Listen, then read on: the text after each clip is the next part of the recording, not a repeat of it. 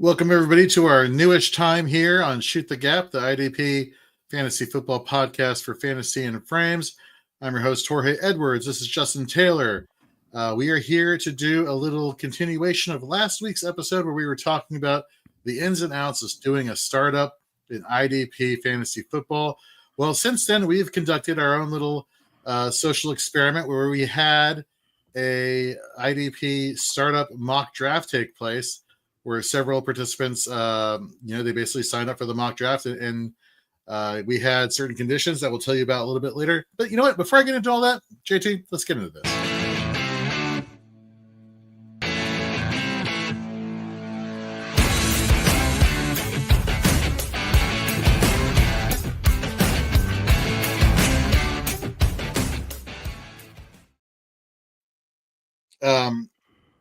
So I always have to premise myself, play the damn music, Jorge. That's what they're here for. They're not here to walk. They're not here to listen to us give advice. They're here for the damn music, which, if I do say so myself, seeing as how I'm the one who got it, I think it's pretty awesome. Wouldn't you agree, JT? Oh yeah, music's a nice little start. Get you pumped, get you ready for the show. Exactly. So like we said, like before the music dropped, did a little IDP startup mock to kind of help get you, the fantasy managers, an idea of where players are valued at this point in the year. Obviously, we'll do another one when we get closer to the NFL draft, and then after the NFL draft, we'll include rookies in that one because at least we'll know landing spots at that point.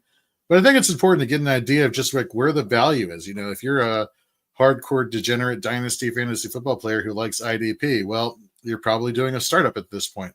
And seeing as how Sleeper is one of the more popular platforms out there, you're probably doing it on Sleeper, to be honest with you, which we'll get to that draft board in a second. In today's episode, it's very simple. We're going to be breaking down some of the results of the mock drafts and kind of give you our take on some strategy we saw, some things that we may have not done, things that we should have done, so on and so forth. But before we get into all that, JT, how are you doing, my friend? Oh, long, crazy weekend. Basketball, gymnastics in Chicago. Was out of town holiday on Monday, so decided to hang out a couple extra days in Chicago. Actually ran into our friend Nick Script from P2W and Fantrax randomly at the Brewcade.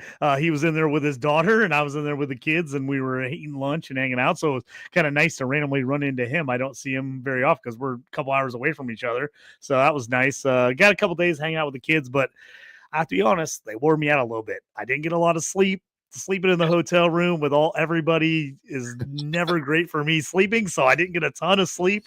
So trying to get caught up yesterday. Of course, everybody around me is sick. I don't know how that is with you. It's that time of year, everybody, getting sick. But fighting through, writing articles, doing stuff, and it's freezing cold here. I don't know what it's like there. We've got that Arctic burst coming through where it's like 5 degrees and negative 15 with the wind chill. It's usually not that cold where I'm at in Illinois. Like it gets cold, but not that cold. But I feel like I'm in Minnesota right now. We got the Minnesota weather down here.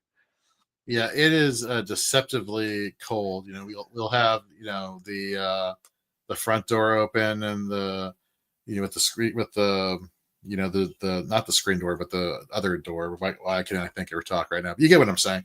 Yeah. Just to let the light in and let our dog look outside and us to look outside, and not just be pigeonholed to looking inside our house. And we look out there and it's sunny and it's beautiful, and we're just like, yeah, we gotta get out there and do this. And then you open the door and it's like, hell no. No, yep. Yeah, you immediately get outside. You're like, you're like, oh, that's cold. That's real cold. I don't know if you've ever seen those You Betcha videos for those guys on Facebook and YouTube and stuff. They're like Midwest comics, and they make all these like Midwest jokes, which if you live in the Midwest, it's hilarious because it's exactly what Midwest people do. But he's always like, they're driving around, it's like completely snowy and it's like 15 out. They're like, but no, sun's out. It's not that bad. It's pretty warm. It's pretty warm. And they're like, oh, that wind. Oh, the wind. It's freezing. Yeah. And so that's what it is. And then it's like, as soon as the wind picks up, it's like, oh, now it feels like 100 degrees colder than it was before. But my family, what I have to do, I feel like I am turning into the old man I'm constantly like, where's your jacket?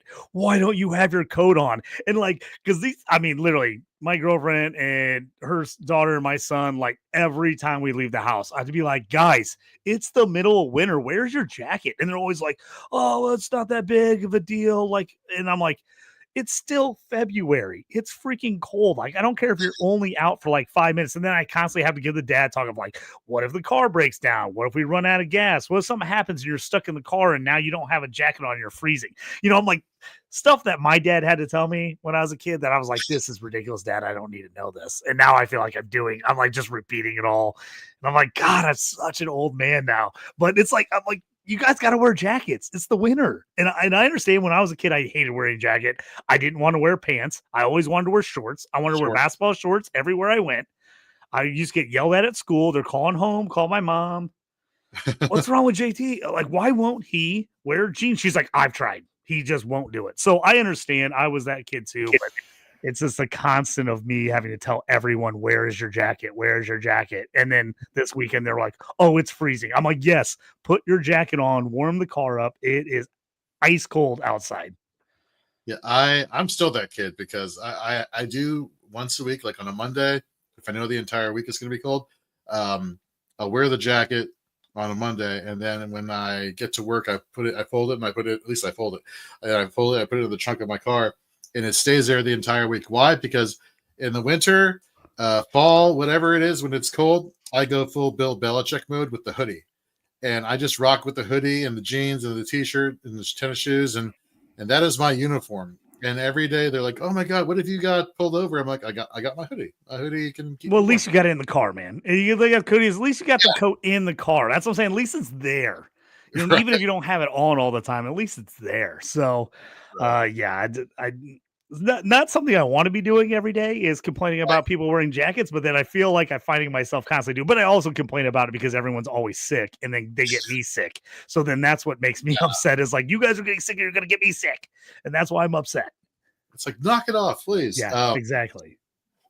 Speaking of things that will get you sick or not get you sick, tonight I've made a choice. I made a life decision that earlier in the day I was just dragging. I just exhausted, and I grabbed like a 12-pack of sugar-free Red Bull, and so I've been downing a couple of these. But then I went to my mini fridge and I stocked it for a little house party we had last weekend. And for those of you who like Great Lakes brewery or brewing, I should say, get their Conway Irish Ale. Epic, phenomenal. But anyhow, going back to the decision is I'm drinking an upper and I'm drinking a downer, and I have no idea how this is going to pan out throughout the rest of the evening, because we have obviously Shoot the Gap this hour, and then we have Dynasty 365 next hour with John McGlynn. So tonight, we're conducting an experiment, and we're going to see how this goes. And keep an eye on you, Jorge. Make sure nothing goes. Hopefully, nothing goes wrong there. So, if anybody drinks a lot of Red Bull, it's me. I drink the sugar free, but I love the blueberry. The blueberry is my favorite, so I drink the blue like crazy. So, but the Conway's Irish Ale, I have not had it in a while. Really, really good beer though. Yeah, if they're a member of the Fantasy and Frames family, Colby Conway, we have a beer named after you here, or Great Lakes Brewing does. Maybe you could be their sponsor. Who knows? Great stuff. Anyhow, that's not why you're here, folks. Or maybe it is because you like our random repertoire that we have every. Wow, I just stumbled that word. This show's going off the rails quickly. It's too early for us. It's too early for us. We're used to be the late night show. We're trying to get it together. Yeah. So for those of you who don't normally see us, on Wednesdays at this hour, we're normally the 10 o'clock show Eastern, and we normally we tell everybody else before us, stick to an hour time limit, blah, blah, blah. And then, of course, we break the rules, and we go from like an hour to like an hour and a half, sometimes 2 hours. And to be honest with you, folks, we could probably still keep going after that because, one, people are in the chat. People are having a good time. We're having a good time with you. We're talking shop. We're talking fantasy football. I mean, what more could you want other than, sleep and not having to get up early the next morning for some of us? So, anywho, this is the new experience for us. We hope you enjoy it. So let's get into why we are all here, though. We're here to look at the results of the IDP startup mock draft that we had. Let me pull this up real quickly. Share screen. Is that it? Nope. Nope. Is that it? Yes. Woohoo. It's one of those buttons. That's one of them. And let me go here. Okay, so we're set up at the bottom. So we have a few familiar names here. First of all, BroCal44. He won the Shoot the Gap podcast listener league last season. So congratulations to him. So interesting story about BroCal. I'm going to give you a little side tangent here already. I was sending him his plaque from Dynasty Decks, the dynastydex.com. Use the promo code frames and get $5 off your purchase. And I was sending it to him, and I was like, yeah, you should be receiving it, the next day or so. And this guy, he's like, thanks, man. He sends me a picture of himself in the hospital, and he has nasal tubes and breathing tubes and all sorts of tubes all running up. I'm like, what the hell am I looking at? And he's like, yeah, I've had pneumonia, the cold, the vid, everything all rolled up at the same time. But I'm getting out tomorrow, and I'll be able to get the Dynasty deck, plaque then. I'm just like, holy F, good Lord, man. Congratulations for being better, being healthy, being well. And second, congratulations for winning the league last year. So really cool guy is where I'm trying to go with this. He really, really kind guy. So I just wanted to give Bro nice for him. I'm glad. Good for him on winning. Glad he's feeling better. Like I said, I've been sick a bunch this this winter, so I know how it goes. Got to take care of yourself. I'll tell you what, I never was into the vitamins and everything else, but I'm like on the vitamin D, the vitamin C. I'm making sure I'm taking stuff. I'm trying to be healthier as I'm getting older here, as I'm already in my old dad mode.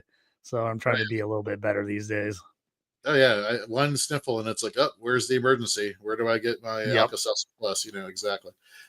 So he participated in this mock draft. Then we got Dense Playbook, Dynasty Guru NFL. We got Gnomes. We got Jay Stern 3. We got myself. We got Team 3 and Team 8 were unfortunately auto drafts. We got Hollywood Titan, Hollywood in the draft, and then we had BBILW. I'm not even going to begin to describe or try to figure out what that stands for because I'll probably be offending somebody in the process. Yeah. So, we are approaching this from the perspective of this is going to be an IDP only veteran draft, no rookies. We're going to keep the rookie content for once they're actually rookies in the NFL, aka after the NFL draft here on Shoot the Gap. But this is going to be tackle heavy, big play scoring. So what does that mean? You're getting 1.5 to 2 points for a solo, 1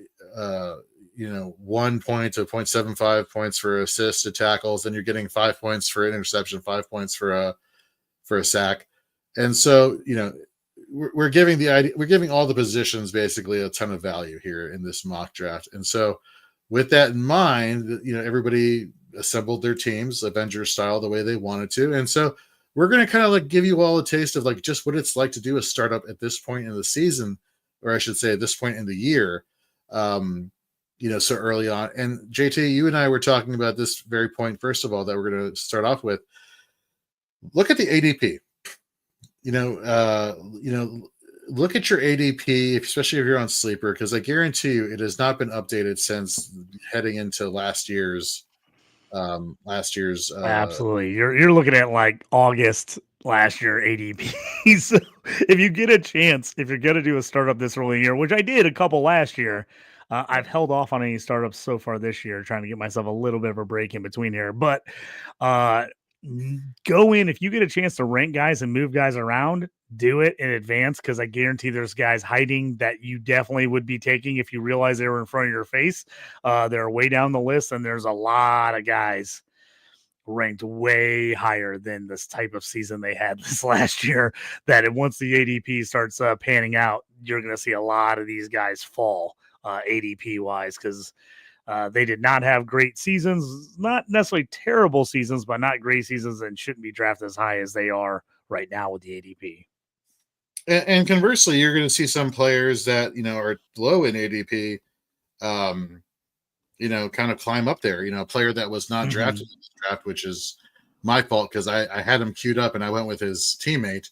But Nick Benito is somebody who should be shooting up the ADP this year heading into, quite frankly, this time of year and going forward, we look at Fantasy Pros IDP scoring like we always do. He finished as the DL3 overall in fantasy points per game, averaging 11.2 points off of 33 solo tackles, 15 assists, and 13 and a half sacks. This guy just, ever since Baron Browning was traded to the Arizona Cardinals, just has been tearing it up for the Denver Broncos. Had a great year last year when the snaps went up, his production went up, and you didn't really see a drop off in efficiency there. So it was very refreshing to see. And so he's somebody, for example, that if you're, again, to JT's point, if you are doing a startup now with the way that the ADP currently is on Sleeper, this is where you get into your draft room, 5-10 minutes before your draft. You do your research of like who did well last year, who finished the season well last year, and you add them to your queue. You just start adding people to your queue, because that's what you really want to go over first versus this outdated ADP. Yeah, Benito's a perfect example. He's not anywhere near in the ADP because he was a guy, frankly, was not getting drafted other than a deep dynasty leagues this last year or two. Going into year 3, monster year 3. He's going into year 4 this year, still a young guy. Like you said, they moved a couple players out with trade. He should just be going up in value. And the fact that he was nowhere near the ADP to even go in the 12 rounds of this draft tells you something. So he's a guy that I would assume is going to be closer to the top 3-4 rounds. Now, some people are going to say, hey, maybe that's a one-off year and he regresses. Other people will say maybe that's just showing what he actually can do, and they're going to be all over him. But just looking at where a lot of the players went in this draft, I would have to assume he would go in the 4th, 5th round if he was in the correct ADP and people saw him on the list. I would think he would go that high. Is that too high for you, Jorge, or do you think that that's a landing spot for Benito once we get things going? I think it's a very legit landing spot, and it's something that you may take away from this, folks who are watching, and then for those who are listening, is something that we're noticing just looking at this draft board currently is that there's a lot of defensive linemen who have been taken, strictly just DL only eligible, as well as players who are both DL and LB eligible, aka your edge rushers. And tell me if I'm wrong here, JT, but just the fact that there is position scarcity at DL, especially on Sleeper where you only can play DL linebacker or defensive back. It's hard finding those elite ones, and especially if you're trying to build a large roster where you have depth. Like you really want to go after those guys really early, especially in big play scorings. If this was a situation where the scoring was like 1 or 2 points a sack or intercept, sack, like linebackers like on end for days before I even got to a defensive lineman. But the fact that we're talking about scoring that's giving each of these positions a ton of value, for me, my first thing when I'm looking at that using those scoring settings is position scarcity. And so if I can get a TJ Watt or a Bosa or a Garrett, and we'll get into further, Will Anderson is another one, and we'll get into certain teams here first.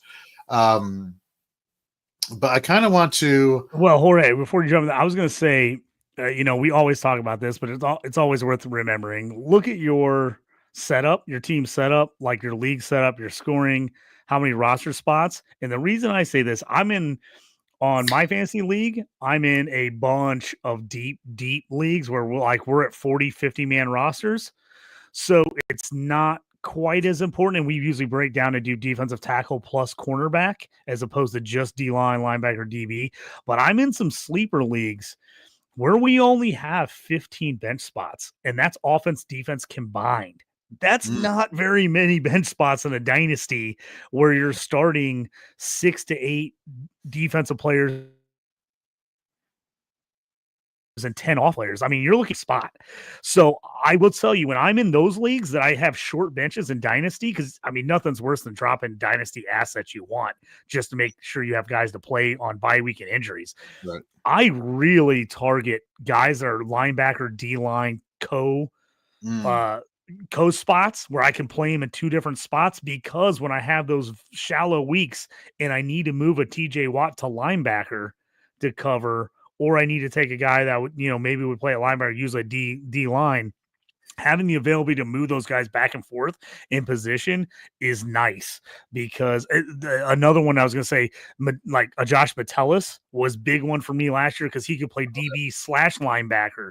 So he was a guy I could move back and forth depending on week and injuries. So definitely look into that, because that definitely for me in a startup changes where I'm drafting guys. Sometimes I will lean into the guys that are dual eligible over single eligible guys if I know I have a short bench and I know I'm not going to be able to stack guys on the bench. Because now the good thing about that is usually there's guys available on the waiver wire, right? Because everybody has a short bench. So there's little more guys to pick up. But also, I don't know about you, Jorge, but man, I get out there and I'm like having to drop a pretty solid player. Like, say I've got like a Dean Henley, and I'm having to drop him because I have injuries and I'm on bye weeks with 3 guys on a bye. And I'm like, I have to find a linebacker. And I'm literally like, do I drop a wide receiver or Henley? Well, then I end up dropping Henley. You're going to drop the defensive guy before the offensive guy. And you're like, I don't really want to drop that guy. I took him in the top in this when in the 7th round. I'm going to drop a guy I took in the top 7 rounds. I'm like, oh, that hurts. So that's something I definitely keep an eye out if I'm in those smaller leagues. And again, if you're in a sleeper league that doesn't have defensive tackle or cornerback individually, that totally adjusts my rankings on where I'm taking some of those guys as far as scarcity is concerned, compared to if I'm playing in a My Fantasy or Reality Sports Online league where they break those things out into real position, like full defensive lineups. 100%. And in fact, one of to piggyback off of your comment of leaning into the dual eligible players is, I've always found that dual eligible IDPs bring the most trade value than just one-dimensional players. And so linebacker, you can find great linebacker productivity, 30, 40 linebackers deep when it comes to, rankings. You know what I mean? Any one of those could have a great situation where they put up LB1, LB2 numbers. Having an edge rusher, that's not as easy. You know what I mean?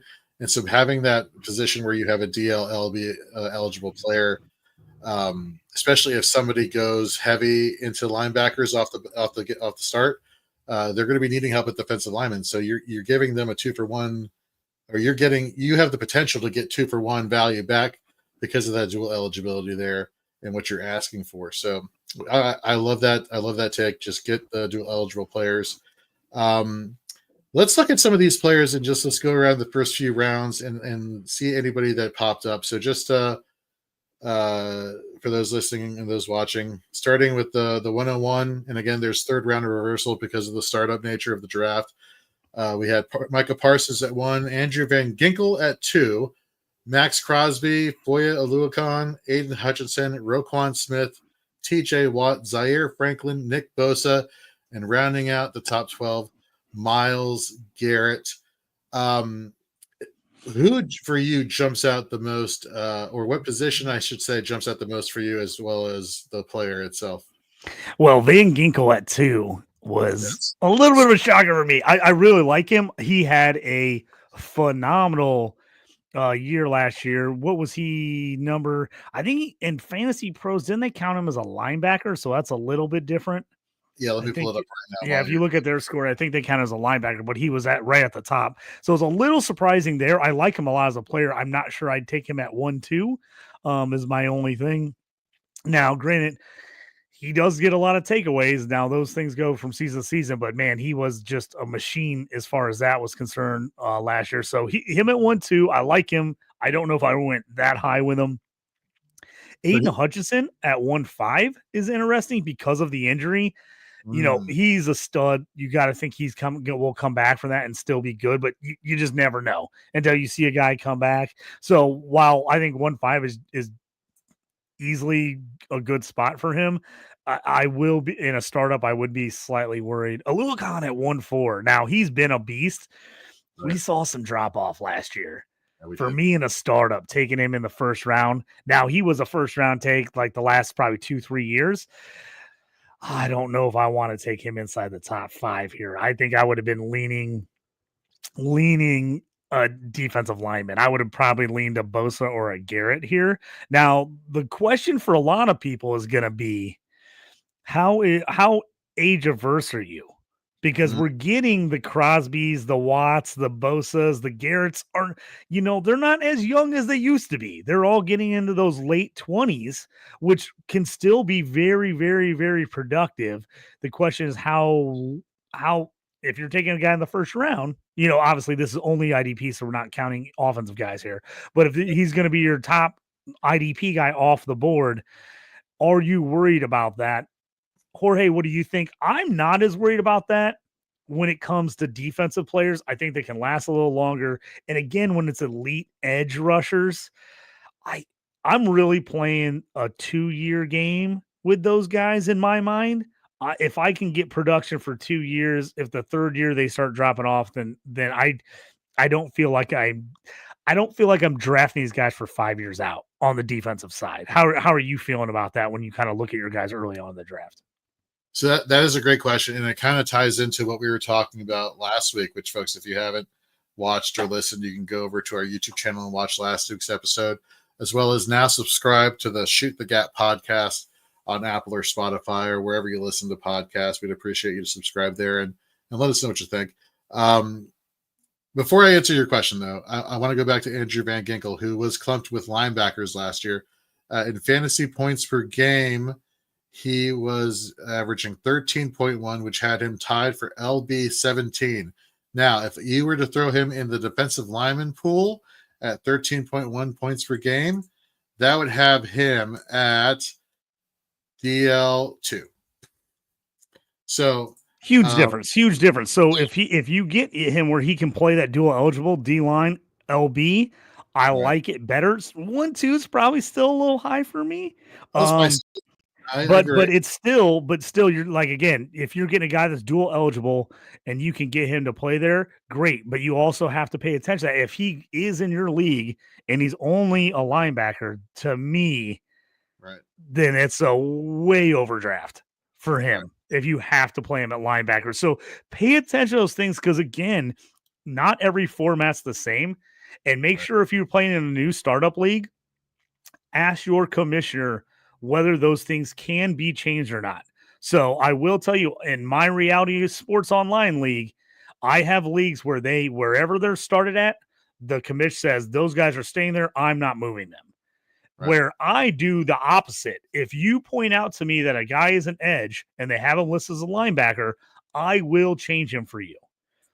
Now, I tell everybody in the league that if you have a guy that's a position that you think he's in the wrong position, I'll look it up and I'll change it for you if that's the correct position. And I'll make it edge rush. I'll make TJ Watt a D end as opposed to a linebacker on Reality Sport. But you have to make sure you ask your commish because I'm in a league where I have 3 of these guys in the first round on the same team. You know why? Because they were listed as linebackers. And everyone passed on them because they were listed as linebackers in a very low IDP scoring league. So I have Parsons, Watt, and Bosa on the same team. So make sure you're checking that and asking that question. Because if you're in a league where they say, no, I will not move those guys. I don't care what their depth chart says or what, because that I always tell people, I'm going to go to our lads. I'm going to go to the team site and I'm going to say, where do they have them listed? If they're considered an edge or a rush or a 4-3 or 3-4 outside guy, then I'll make them a D end. So I'll do that. But, not everybody is willing to do that type of stuff like I am. So, and that makes a big difference where Michael Parsons or a TJ Watt is going to go if you're in a league that is not high sack wise and they have to play linebacker. Those guys fall big time for me in this draft if that's the case. Absolutely. And another thing I would advocate for you is saying, look where the snaps are. Ask your commissioner, look where the snaps are. Look where TJ Watt is playing. Is he playing off ball or is he playing on edge? And use that as an argument for maybe moving him from just an LB only position to a defensive end. Ask for a vote. I did that in one of my leagues 2 years ago. I said, "Hey guys, really, this league has turned into an edge rush Right. league where guys are edge rushers or they're not." And so we took a vote on whether a TJ Watt should be considered a defensive end instead of a linebacker.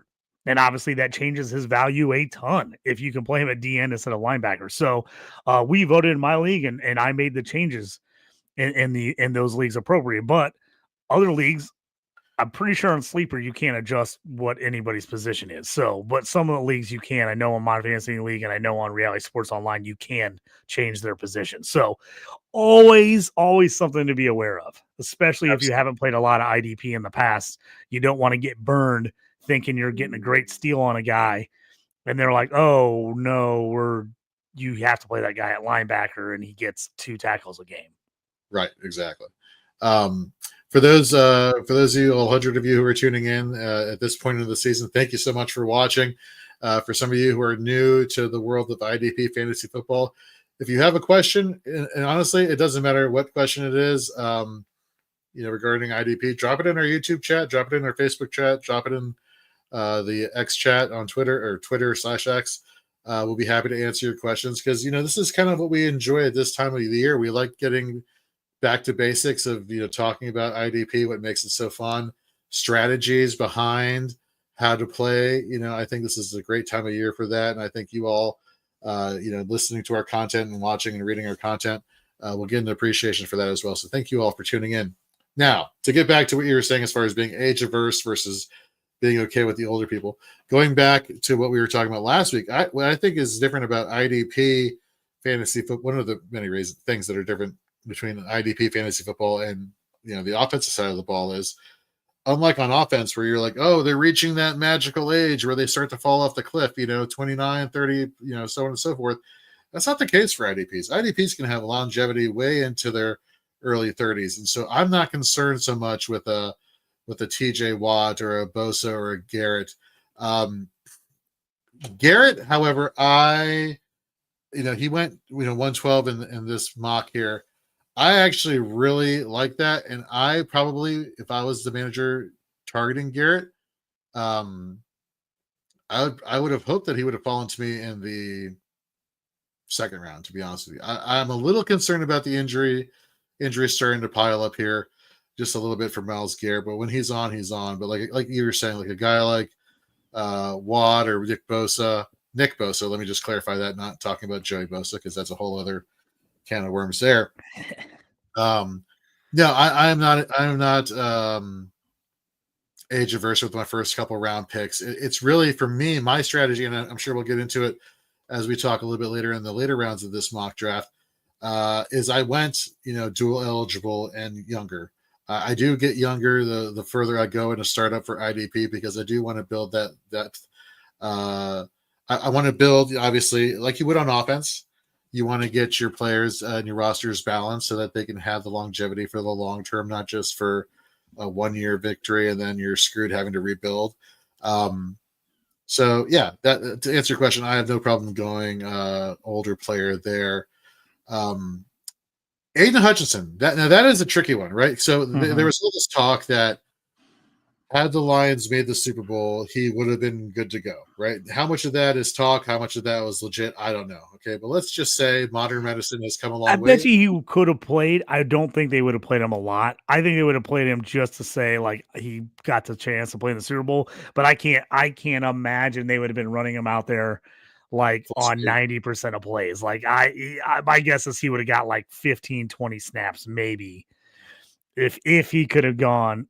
Again, he's a superior athlete, so I think you got to assume he can come back from an injury like that a little better than some other guys. But so here's the thing with me: no injury. Hutchinson's probably my 1-1-1-2 here. I'm not gonna lie. If there's no injury, I'm taking him up there. 1-5, I think. You know what? That's a steal. I think it's a good. I think it's worth I think it's worth the risk. I really do. I think he's an absolute stud. He was on a tear last year before he got hurt. I mean, he was on a tear. So if he could even play part of that, we've seen what he's been able to do. If I'm at 1-5, I think I'm absolutely taking the risk on Hutchinson. because you got to think if he was 100% healthy, I mean, it's a coin flip between him and Parsons as the first pick. I would think defensively, and for me, if it's not for the injury, I actually like Hutchinson's more than Parsons. So, without the injury, he would have probably been my number one IDP here. For me, I'm glad you brought up Micah Parsons because he is somebody that I get a little concerned at in startups, having him be so high on my list here in the first round, because we did see instances where he was moved from edge to off-ball linebacker, and so you're taking away precious snaps he could have been rushing the passer and getting you those big play opportunities and big play production for little productivity as far as being an off-ball linebacker, getting those running back stops. So I feel like if I'm going to go edge rusher, I want to make sure that that's their only job in the first round. Like that's your job. Your job is not to switch around and be a Swiss Army knife. Like be good at what you do, be elite at what you do, and that's going to make you want to draft you. And Jorge, I'll bring this up to go with this, and this is why we always talk about this kind of stuff when it comes to fantasy. If you go to Fantasy Pro scoring and you mark Micah Parsons as a linebacker as opposed to a defensive lineman, he was linebacker, not overall, linebacker 47 in scoring, 30 tackles, solos, 13 assists, 12 sacks. The 12 sacks is really nice, but guess who was right in front of him in scoring? Kyle Van Noy, who was not even drafted. I mean, he was a waiver wire pickup. So that's something to think about. And you're like, hey, I'm taking this guy number 1 overall. A couple other guys right around him on the list. Logan Wilson, who I like a lot, but he missed a lot of time with injuries. He only played 11 games. Got to remember, Parsons only played 13 too, though. So he did miss 4 games. So that does matter. But even Drew Tranquil, who's the number 2 for KC at linebacker, he did play 16 games. So he played 3 more than Parsons, was 2 points difference from Parsons. So, you're taking Parsons because you know the high end side and the age for right now. You're liking him because he's still a little bit younger, but it's not like he's just a guarantee home run hitter. There is a little bit of a chance there still with him. Yeah, no, and now on the flip side, his dual eligibility does help him. Absolutely, it does. Because we look at, I think his fantasy points were 11.0 on the dot. Yep. So if you put him on D line, overall scoring, he was top 20 overall defense. But if you put him points per game D line, he was top 5. Yeah.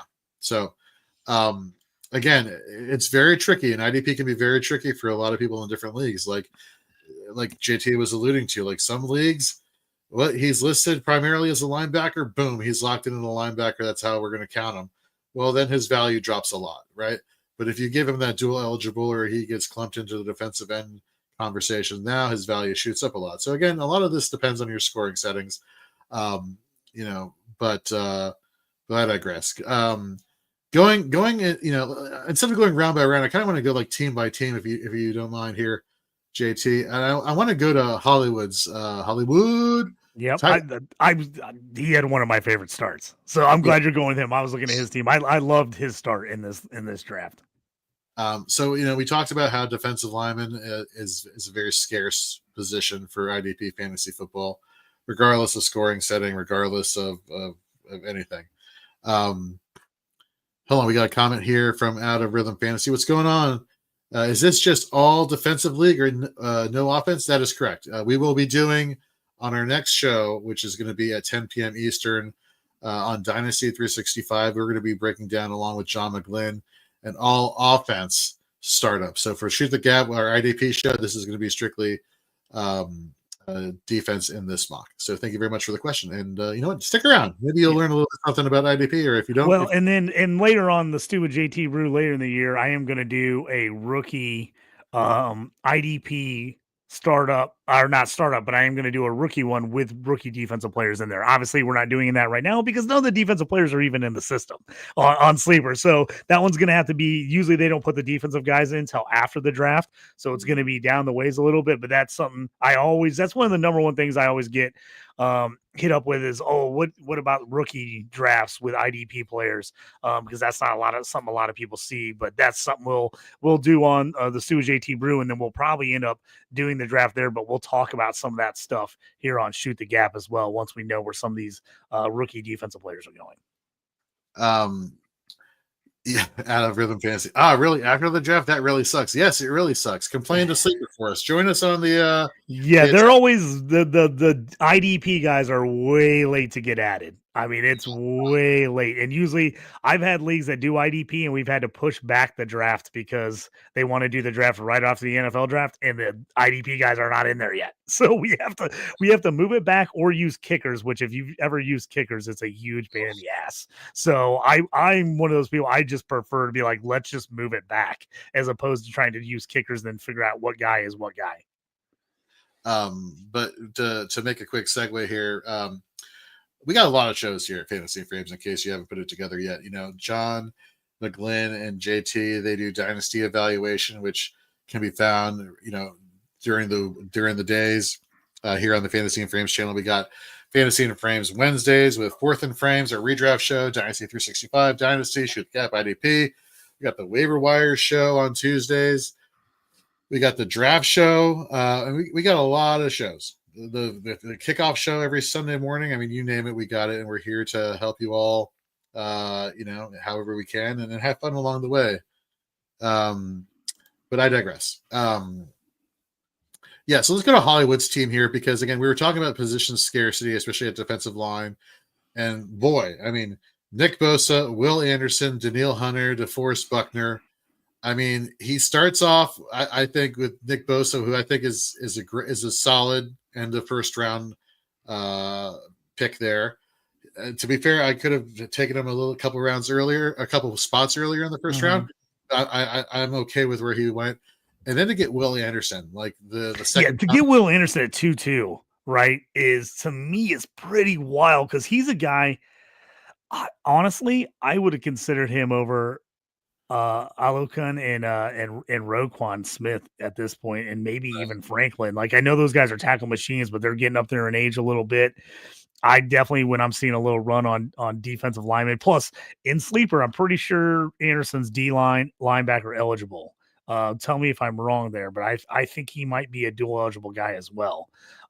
If he is, even better, but he's a guy I easily could have saw go in the first round. So getting him in the second after I took Bosa, if that's me, I'm ecstatic that I got those two guys in my first two picks. And with the third round reversal, I was about to say Will Anderson is the second coming of Danielle Hunter. Oh, in the third round reversal, he gets Danielle Hunter in the next round. That's crazy that he got all the way back to him. To me, that was just wild that he was able to get both those guys. And then Buckner, I'm a big fan of going Buckner early in a defensive tackle league because he's one of the few defensive tackles that get you sacks and actually get you points. So he can be a difference maker as a defensive tackle, especially if you have any kind of defensive tackle premium. But I was looking after him and trying to figure out who would I have taken after him because he is a little bit older. It isn't a D tackle only starting league. So I'm looking at him like, who would I have taken D lineman wise after? And I have to be honest with you. The only guy I probably would have taken over him was Jalen Carter. Just because of the age factor, Jalen Carter being much younger than Buckner in the startup. I would have probably went Carter then Buckner, but I actually like Buckner just as much. I actually like Buckner more than Burns. I think Sweat has a higher upside, but we just got to see it all the time. And then Latu, the other guy from Indy, the rookie, I love a ton. Obviously, Buckner's a little more, points heavy right now compared to Latu at the moment. But I was just looking at the other D linemen on the list, and I'm like, at first, when I first saw it, I thought, oh, that's a little early for Buckner. And then I looked on the list, and I'm like, no, actually, I kind of like that. I kind of like him right there. For a veteran, absolutely. And you mentioned Latu. Let's get into Out of Rhythm's question here. He says Latu was fourth rounder. Isn't that a little high for him? Question mark. Or are we baking in some high snaps? For I personally, he was my number one rated edge rusher or defensive lineman coming out of the draft last year. So was mine. Yep. I know he had the neck injury concerns, but 2 years at UCLA after the injury, he, got rid of those concerns for me just because how elite he was with the sacks and the number of pressures. I do see the snaps going up for him this year and subsequent years. Again, long-term play. If this is redraft, it is just an IDP only redraft league. Absolutely not. I would not take Latu. I would rather go for more veterans. But for a dynasty, and we look at what Brocal did in the previous round. Dallas Turner, again, another now second-year player. Latu, second-year player. A lot of faith in these, long-term assets here along the defensive line. I don't think that is rich at all, to be honest with you. What are your thoughts on that, JT? I agree. If you look at the guys that were going right around him as far as defensive linemen are concerned, like guys that can play the D line, I really like that spot for him at 4-1. If you look at his production last year his per snap production was ridiculously good. Now, I saw someone comparing him to Jared Verse and being like, oh, there was a bunch of Colts fans. Man, we should have taken Jared Verse. And while I really like Jared Verse, who went 3-5, right, and then you saw Turner go 3-10 and Latu 4-1, all those guys to me are bundled together. I think they're all very, very good players. So the fact that Verse and Turner already went, I felt like was a great spot for Latu. His per snap numbers, pressure rate, sack rate, all that stuff were literally exactly the same or better than Verse's. But Verse played 300 more snaps than Latu did last year. So if you look at that and you think he's going to play more, because he had to kind of work his way in because the Colts have so many edge guys and they really wanted to rotate this year. They didn't want to just make him play all the time. I think he sees a huge uptick this year. I think the upside is there. To me, 4-1, if Verse and Turner are already off the board, I have absolutely no problem taking Latu. And I tell you what, we haven't got into it yet, but we'll talk about it here in a second.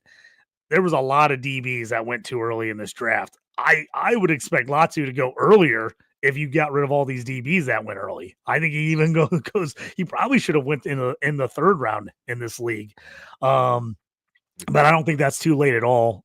With him, I probably would take him over Sweat just for the age factor, and I like the higher upside of him. Carter, again, if it's a defensive tackle league, there I'm close. If this was just a D-line league, I probably want the sack rate of Latu over Carter. I actually like Latu more than Burns personally. And then you see Buckner, and I want the higher upside of the young guy of Latu over Buckner, with Buckner being an older guy and it not a defensive tackle only league. Because you look who went after him: Quincy Williams, Wilkins, both inside guys, Grenard, Chop Robinson, who I like, but again, he was another high-end rate guy. Right. Chris Jones. I mean, once you start looking down the guys that were behind him, you're like, oh, that's probably a pretty good spot for him. Right. Let's get into let's see here. Jay Stern 3. First of all, Jay Stern 3. If you're running a mock and you see Jay Stern 3 in your mock draft, quality individual, helped make the chat in the mock draft just really enjoyable. Really cool fantasy manager. Just want to give him a shout out. He's on Sleeper.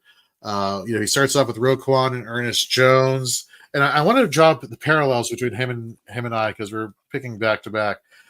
So he goes off ball linebacker with Roquan. I go edge rusher with TJ Watt.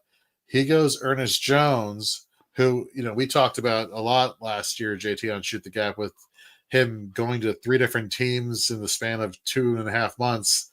Like, what does that mean? Is Ernest Jones a long-term answer there in Seattle? I purposefully passed on Ernest Jones because I wanted to take the guy next to him, now second-year Tyrese Knight, who I know is going to be in Seattle for a long time, and he and Ernest Jones had great tackle production. Then you go to Jared Verse is Jay Stern's next one. I went Edgerrin Cooper because he did have a lot of snaps there at edge as well. Brian Burns.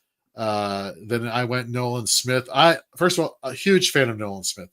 Yeah, and he's a dual eligible guy as well. So he's another linebacker, D line, and you really saw him in the playoffs. Dude's super young. People forget he was drafted at 20. So he is super young. I think he's going into year 3 this year for him. Yes. I think it's 3 or 4, and he's like 22, 23. And as edge rushers are concerned, those guys usually prime mid to late 20s, and when those guys really hit their prime for edge rushers. So, if you're taking him, you're looking at huge upside. I loved your Smith, Chop Robinson back-to-back picks, both again D-line linebacker eligible guys. Huge upside, really good stats, both super young players, super athletic. Two guys that were considered two of the top athletes in the nation coming out of high school and then coming into the pros. So I like those guys back to back. But I like what you and Jay Stern did opposite. He decided he was going to go tackles early and then fill in with some younger DNs. You went, more DNs early, came back to the linebackers and then back to DN, and he went opposite. Linebacker, DNs, back to linebackers. So sometimes I think that does matter when the guy next to you is drafting that way. Sometimes it does, if you've already taken a bunch of DNs, he went linebacker, he's got to go, okay, now I'm going to go DNs, and flop it. So I did like what you guys kind of did. Both strategies, I like both of them going back to back against each other. Ironically, I kind of faded outside of Tyrese Knight and Robert Spillane off ball. I it's one of those things where, for me, being an IDP fantasy manager, I truly believe I can find value at linebacker in rookies in rookie drafts when that happens, or I can package players in. And there's steals out there, right? So they might not be the sexiest names, but man, like a Rose Boom last year, that guy gave you production. He wasn't amazing, but you knew he was going to give you something in your lineup every week, and he was cheap. He was cheap. I got him off the waivers the year before. So there's definitely those guys you find every year that you can get value wise. So again, if I'm going linebacker early, I want a vet that I know is putting up points. You know what I'm saying? I want a vet that I know, that guy is for sure going to finish top 15 for me in scoring. And then I want to take a shot on some younger up and coming linebackers, because those things can change. A guy like Knight should be set up to have a big year incoming after what he did. Same thing with Cooper. A little inconsistent as a rookie, but everything's set up for him to have a big second year. The fact that you got Spillane in the 7th is just a rock solid steal. It's a steal. Again, here's the thing. I love Patrick Queen. Everybody knows I'm a Steelers fan. I love Patrick Queen. I love that signing. There's no way Patrick Queen should go 4 rounds ahead of Robert Spillane. I agree. They're just, if you look at the fantasy production and what they've done, there's just no reason. Robert Spillane, fantasy pro scoring, which is, again, not super high tackle scoring. So I will tell you that he's way higher in other leagues. He was number 3 overall in linebacker scoring with over 14 points a game. I was looking for Queen. And like I said, I was a big believer in Queen, and I still like him, but he was 26th, over 3 points less per game. 4 rounds later, you get Spillane. I love it. So here's something I found interesting. And let's address the caveat. Yeah, there was a couple auto drafters. Yes, there was, maybe the various levels of IDP knowledge, so to speak. But something I think people are going to encounter in startups for IDP is Zach Bond didn't go until the 7th round, the very end of the 7th round. Played special teams 2 years for the New Orleans Saints, goes to Philadelphia. Well, moved from edge to off-ball linebacker at Philly and just blew up. Wasn't he eligible for? Wasn't he one of the nominated defensive players of the year? Yes, he was, and many people thought he was going to win it. So he's a perfect example of a guy who was basically going undrafted last year, going into drafts. Literally in deep leagues where someone was just picking up linebackers because they were taking flyers on any linebackers. That's where people were basically getting Bond. He was the leading scorer for linebackers and fantasy pro scoring almost the whole season. He ended up missing 1 game and Zaire Franklin just piled up some crazy stats down the stretch, and he ended up passing him for overall scoring, but it was 16.5 to 16.1 scoring, 280 to 258. And obviously, like I said, he played the one game less. So they were literally neck and neck, 93 tackles to 92, 3.5 sacks each. 6-4 pass deflections, 5 forced fumbles each. Basically, the difference was Franklin had 22 more assisted tackles. So let me ask that was the difference. They were basically the same guy. So Bond is a perfect example. If you're doing an early draft, right. There's going to be people that forget about him because his ADP is going to be way lower than it should be. Yeah. I mean, he should have been going in front of quite a few guys in the 2 rounds before him, I think. Yes, I'm glad you brought that up because I wanted to ask you your opinion on, would you take Zach Bond over the insert player? And so let me throw out some players. Okay. Would you take Zach Bond? And this is coincidentally all these linebackers went around before him. Would you take Zach Bond in a startup IDP dynasty over Logan Wilson?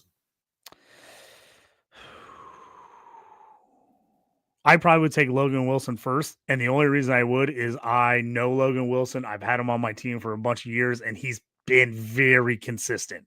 So I would take Wilson just because I know Wilson has done it for a bunch of years. But they're close. To me, they're real close. Would you take Bond over Bobby Wagner? Only because Bobby Wagner's older. I like Bobby Wagner. He's a stud, but he's getting into up to almost mid-30s here. Yeah. Pure, I think talent-wise are right there. I would take Bond above Wagner only, and this is one of the rare age adjusted, just because Bond is that much younger than him, like by like 6 or 7 years. I would take Bond slightly over Wagner. And then the final 3 linebackers, Ivan Pace, Junior Colson, or Aziz Al-Shair. Would you take any one of those 3 over Zach Bond? I definitely am taking Bond over Pace. To me, that's not even close. I think Zach Bond's way ahead of Pace. Colson is a tough one for me because I loved him. He was my pick to be defensive rookie of the year last year. And he technically, depending on the scoring system, he was my IDP rookie number 1 or number 2, him and Latu. So in a heavy scoring system, he was my number 1 IDP last year. Now, had some off-season issues as far as health concerned, missed a ton of training camp, never really fully fit. I think he's a big buy year 2 here for the Chargers. So that one's tough for me. Bond is probably ahead of Colson just because of what he did last year and what Colson did. But I have to say that one's tough for me because I love Colson so much. I believe in him. But I think Bond you should probably take ahead of Colson, but just barely. And I think Bond and Al-Shair are right next to each other. I love Al-Shair. He's another guy that I've been a huge fan of. I know he's got some hate with the suspension with the freaking insane hit he hit on Trevor Lawrence last year. But if you get rid of that hate, I think Al-Shair and Bond are right next to each other. And I also think both of those guys should go over Jack Campbell and Mosley and Lloyd, who went in that round before him. I take Bond and Al-Shair over all those guys. Now, I will say a player that I in the 5th round, Nolan Smith. Let me tell you, this guy has suffered a patellar tendon rupture. Like that is a very debilitating. This is not like an ACL or something that you can do like a scope of whatever, using the Da Vinci robot surgical tool to do the repair. Like this is like a cut open your leg, like sew tendon to bone, drill holes, anchors, like this is a very serious surgery. And I get it. He's an elite player, but the only comparison I can draw here is Jamal Adams had the same injury when he was with the Seahawks, and he never really was able to regain his form. Obviously, look, different players, medicine has evolved, obviously, but taking him that high, along with a player like Jeremiah Owusu-Koramoah, who may not ever play football again, because of the neck injury he sustained last year. Yeah, to me, 5th round is way too high for him with the injury. Like I would have taken Al-Shair at that spot. I like that he got Al-Shair around later. I got him at the next pick at 6-1. But I would have been, for me, I would have went Al-Shair, Colson, or Bond, or Wilson with those 2 linebacker picks back to back there. Which I did like the fact that he he went Bolton early, which is one of my favorites. And he's a guy that's going to get drafted a little lower than he has in the past, which I love. He's on my radar. But the fact that he got Bolton, I'll show you I like a lot. I think that's I was going to say Brokow. He had one of my favorite starts. Other than the JOS, like that was the 5-10. That was a little iffy for me because of the injury.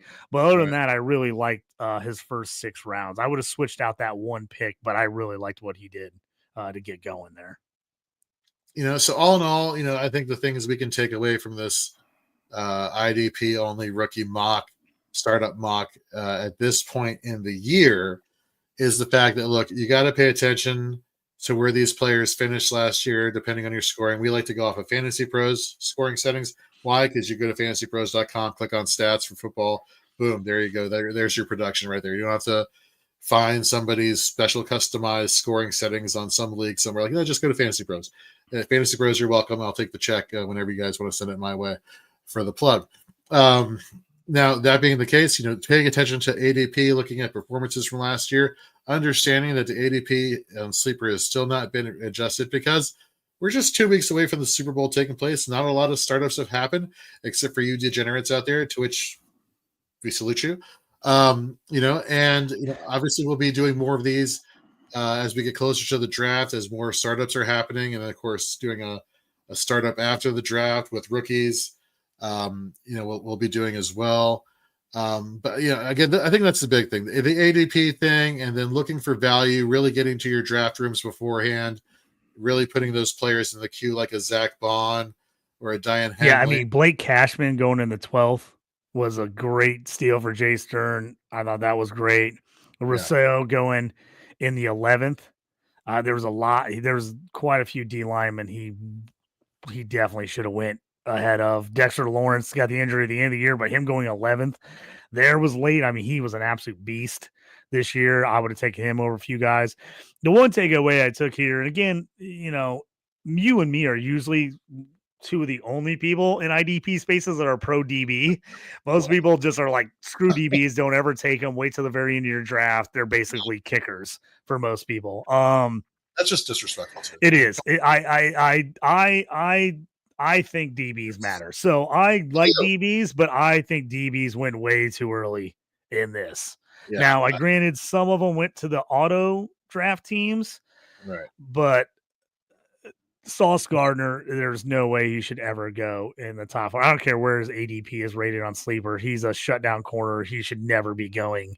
I don't even think he should be going in the first 10 rounds personally, but him going 4th round is terrible. Minkah Fitzpatrick, another guy, and the reason I'm talking about he's a Steeler. I love Minkah. Dude, he should not be going in the top 5 rounds. He was 60-something in DB scoring in Fantasy Pros last year.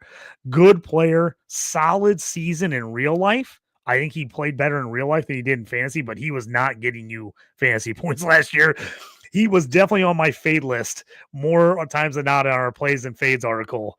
He was on my fades list a lot of times. Like, I like Minkah, but where he's playing and the fact that he's playing deep safety for them now, as opposed to kind of being that rover going everywhere, there's just no reason to take him that high. Not that I wouldn't have him on my fantasy team. I still would, but he should be taken more like 8th to 10th round, not in the 5th.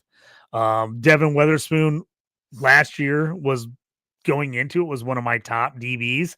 Didn't have the year we were hoping out of him. I still think he is really good, especially in a cornerback start league where you can lock him in at corner. Love him in that type of league.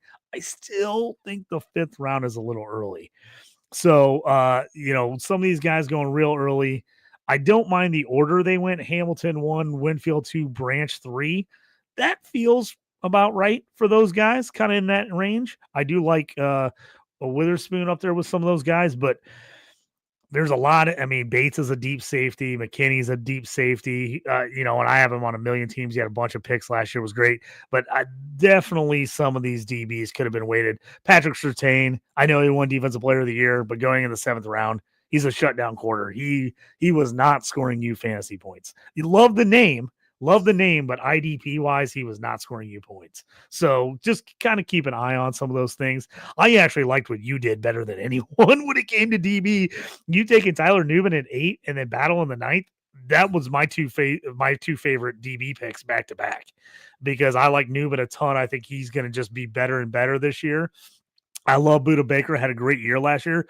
Newman's 8 years younger than Buda Baker, something like that. So I like Buda Baker a ton. I like what Jay Stern, like he went older guys, all production, Baker, Chin, Cross. Loved it. Right. Those three for him, I thought was fantastic in a row. Newman, like you go Newman Battle, I liked a lot. I think that feels like the right spot. Somewhere between round 8 and 10 is where I would start going with a lot of these DBs.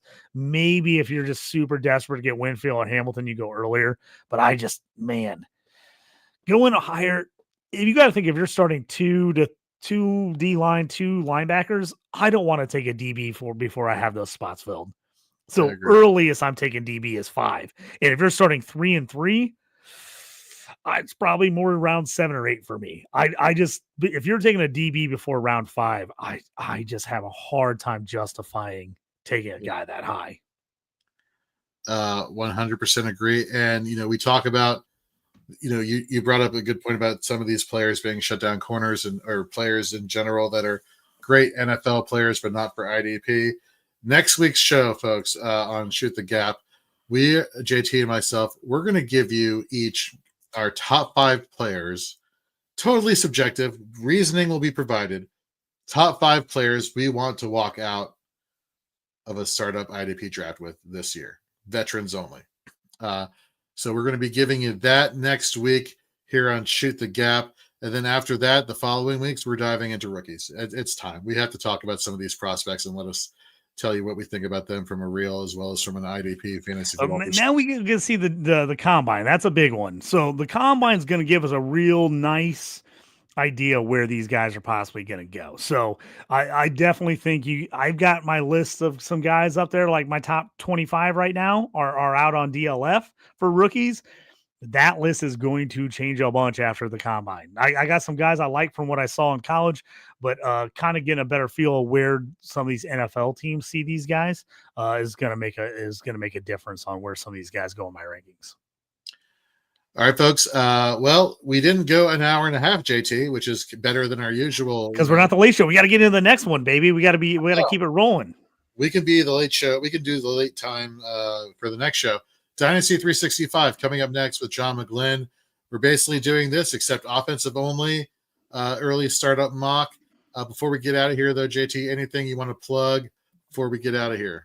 If you're looking at early rankings, I got my top 150 on IDP rankings on DLF. If you remember over there, if you're looking for rookie rankings, I got my top 25 rookie rankings currently sitting over there. If you're a Devy League guy, not everybody is, but Devy League, only offensive players in the Devy League, but I've got my Devy rankings top 75 on DLF right now as well. All right. Of course, you can check out my Dynasty rankings for both offense and IDP over at fantasyandframes.com.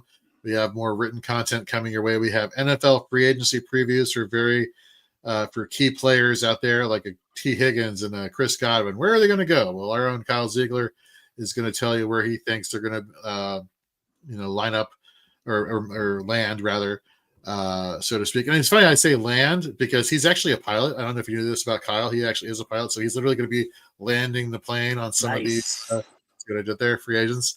And of course, you could check out all of the programming here on Fantasy and Frames on our YouTube channel, as well as for Shoot the Gap. Again, folks, wherever you just listen to podcasts, subscribe and download the Shoot the Gap podcast. Will be posted every day after we air. But Dynasty 365, the Dynasty 365 podcast, that's on next. Don't go anywhere. So for JT, I'm Jorge. Again, thank you all very much for tuning in, and we'll see you next week.